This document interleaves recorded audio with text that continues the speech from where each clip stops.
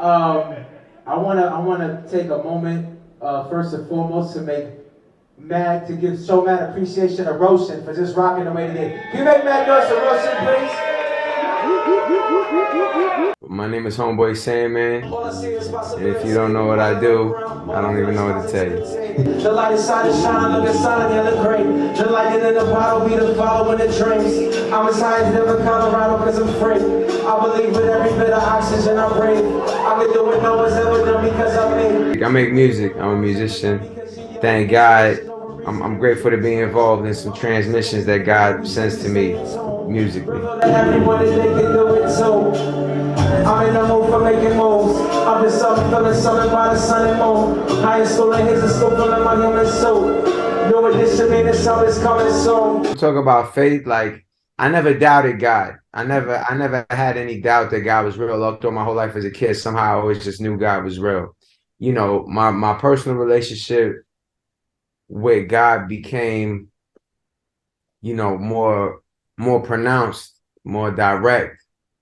You know, in my mid 20s, um, particularly when God intervened to allow me to quit smoking weed, which I quite, I used to be a pothead smoking all day long for years, and I could never quit. And then one day God intervened and said, you can't really handle this. I'm gonna handle this. Just as clear as if you intervened and tapped me on the shoulder. When was that time? Like, what could you walk us through that? Like, what was that day like? Like, That day was crazy. I remember the rhyme that I remember, not the rhyme, but I remember the scene. Like, when you remember where you were when you heard Biggie was shot? I was yes. boy Ben's basement getting a haircut. He was cutting my hair. Like, people remember where they were when Kennedy was shot, like these snapshot moments. Um, I remember where I was when I was like, wow, I'm writing a crazy rhyme. I remember what the chair looked like. It was a black and white chair with like a checkered pattern. I was in a basement in Uniondale, New York, in Long Island.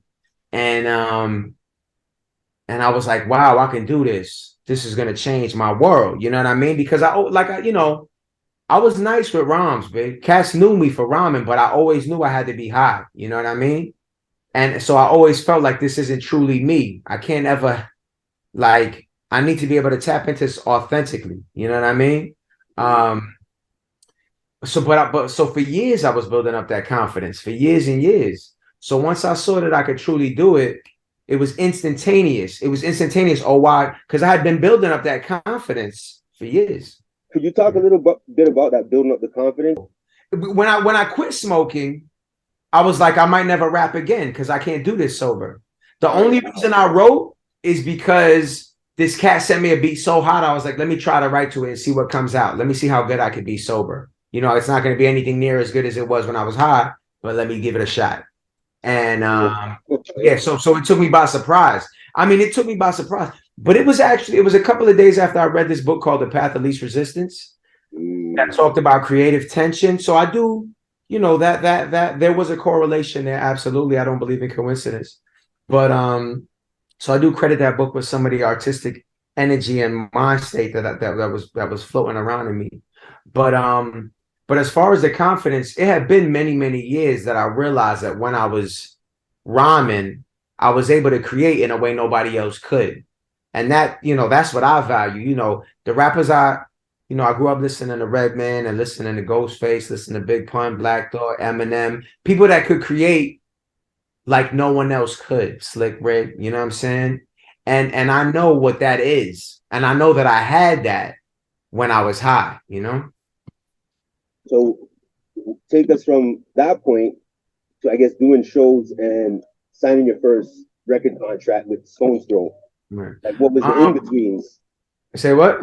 What was the in between? What was the in between from you realizing you could write sober to the point of getting a record deal and making this a profession and Yeah. saying, yeah, I'm gonna rhyme for a living. Well, I made it a profession that instant. That instant, I was like, this is what I want to do. This is going to work. In the beginning, I didn't regard it as sacrifice at all. But I mean, I lost 70 pounds. I was, my living situations were often, fluctuate into, you know, uh, uh, uh, I was always having a ball because I knew, yo, this is me on the way to doing my dream. And I'm doing my dream right now. So it didn't matter seeing a rat crawl under my bed. You know what I mean? It didn't matter, riding the train back and forth. You know what I'm saying? Like, I didn't mind because I was like, I'm having fun. Plus, every single day I was rapping. Yo, what happened after that was mad writing and mad rapping. And right now, that's still, I still write all the time.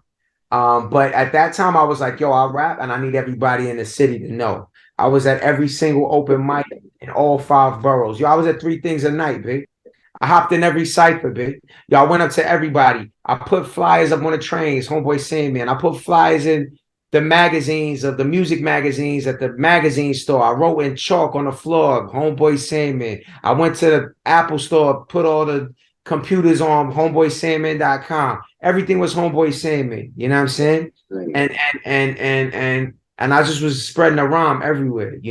That's how I built up. I was doing whatever shows I could. I was recording. I was putting joints out.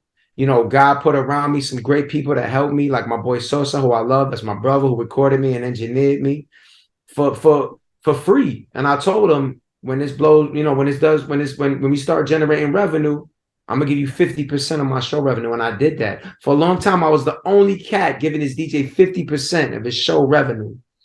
Because he deserved it. Because he put I slept on his couch sometimes, you know what I'm saying?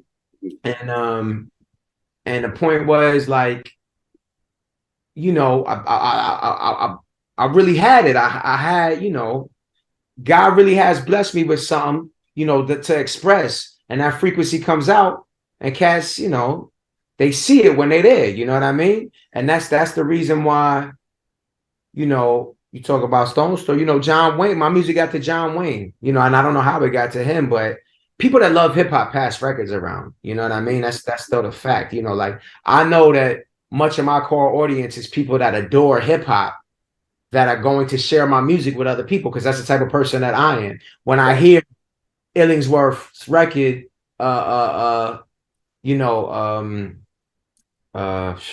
hear Illingsworth's record, I Don't Belong Here, I'm gonna shout that out on an interview. I'm gonna shout out Moses Rockwell's Until We Run Out of Cake on I'm gonna take the time to say, I already mentioned Redman and Lupe and Aesop and Doom, like Quelle Chris, of course. Yes. So I'm gonna take the time, like, when Alive Ain't Always Living, I shared that record with my family, with my friends. I was like, yo, I know this dude. Listen to this song. You know what I'm saying? Like, yeah. So that's because I love hip hop. And I remember I was the first person in my crew to hear Put Your Hands Where My Eyes Can See by Busta Rhymes. And I got so much clout for that. I was the first person to hear Broken English by Smooth the Gambler, Smooth the Hustler. And I got clout for that. So I come from, and I know that much of the community that supports me is the community that supports beautiful rap music and forward thinking rap music and fly rap music, and love to say, yo, I got something that's gonna impress you that you ain't heard. You know what I'm saying? So John Wayne, being that type of way, he the one that brought my records to Peanut Butter Wolf. That's how that started. You know what I'm saying? Yeah. And then we started building off that, and I'm very everything in my, everything that happens with me, at times I've tried to force things. That doesn't work. When I allow things to unravel organically, you know what I'm saying? Like, my records are gonna get to people's ears. This part, I'm thanks for coming to the Toronto show. That was fly. I met people there, great people. You know what I'm saying? Like, y'all are gonna spread the word. Absolutely. Yeah, we're gonna build like that. Like, it's gonna be people that love the art spreading the word, and that's the best way to grow. Yo, Toronto, put your hands up in the air.